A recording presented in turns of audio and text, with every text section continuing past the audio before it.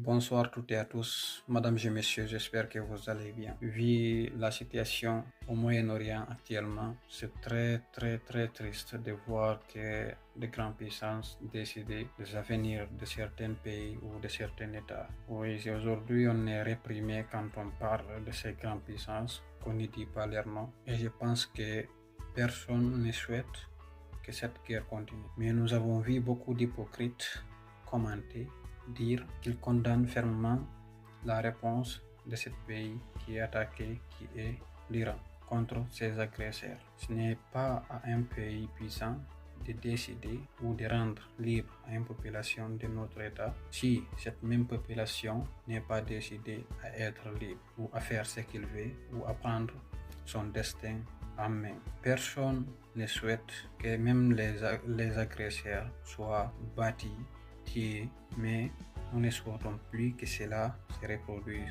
C'est pour cela qu'il était au devoir de l'agresser, de se défendre en légitime défense. Ici, ce n'est pas une question de position. Non, personne ne prend une position.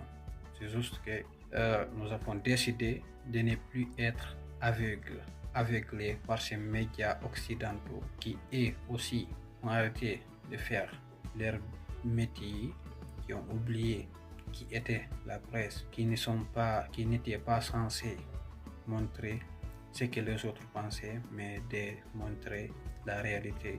Oui, ce sont des blogueurs qui se battent chaque jour pour essayer de montrer la vérité, essayer toujours de dénoncer, parce qu'il faut.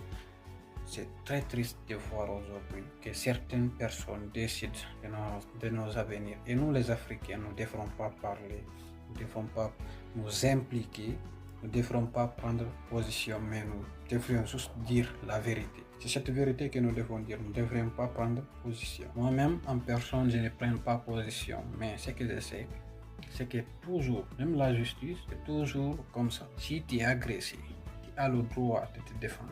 C'est pas parce que si tu es agressé, tu n'as pas le droit de te battre, il faut qu'on te poignarde, qu'on t'égorge. Après, on va aller chercher l'oppresseur. C'est triste.